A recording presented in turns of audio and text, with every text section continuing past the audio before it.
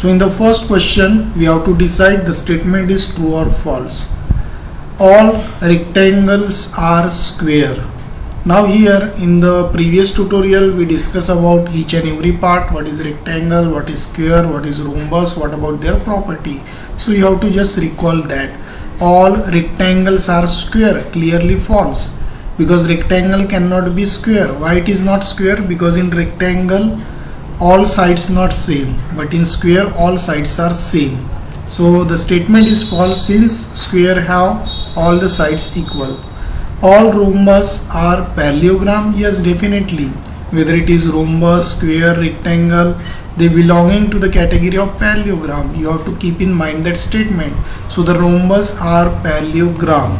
Why? Because in rhombus the opposites angles are equal, as well as diagonal bisect each other, as well as in rhombus, as you know, their sides are also equal.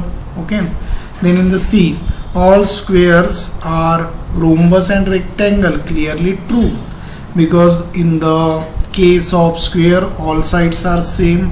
Okay, in rhombus also the sides are same. In square all angles are same, so it definitely belonging to the category of rhombus and rectangle, because what is written here, squares have the same property of rhombus and it can be rectangle also.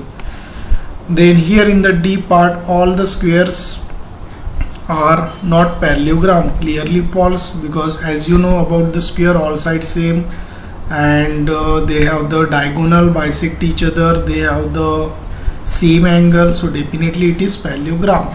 All kites are rhombus. Clearly the statement is false. Why it is false?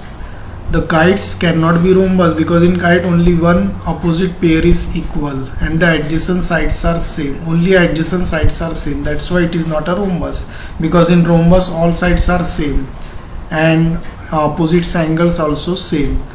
Next question is F. All rhombus are kite. Clearly true, because in rhombus, as I told you, all sides are same, opposite angles same, and the diagonals also bisect each other. Then in the case of next part G, all parallelograms are trapezium. Yes, true, because in trapezium only two parallel sides are there. All squares are trapezium. True, again in the trapezium, in the case of square all sides are same, and in the trapezium only one parallel pair is there. So here the statement is written, all squares have also the two parallel line. So if you watch previous tutorial, you can easily answer that. Question number 2.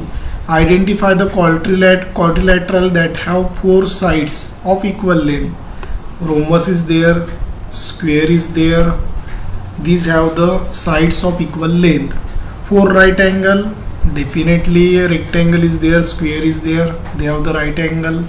Then in the third, explain how the square is quadrilateral, because clearly four sides are there, so it is definitely a quadrilateral because four line segments are there. And square is a parallelogram. Definitely all four sides same length, opposite angles same, bisector is also there, diagonals are bisector.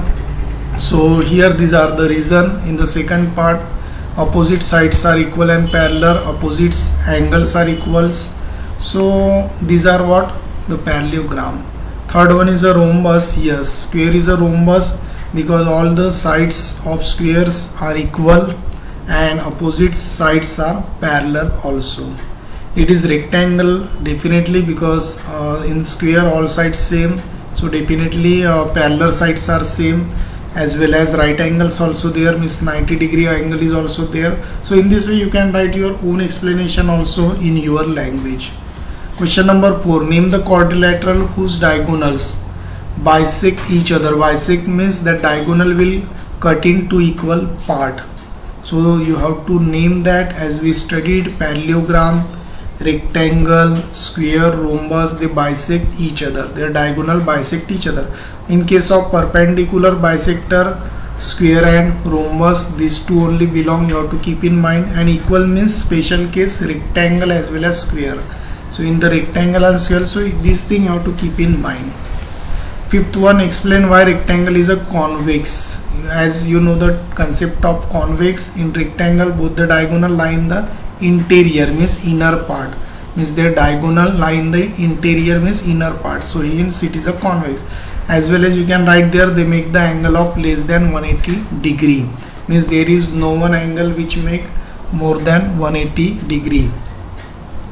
Their diagonal itself make the angle of less than 180 degree, because in the convex case the angular whatever the angle is there, that is less than 180 degree. So here you can write this one also, the diagonal lie in its interior, hence it is a convex quadrilateral.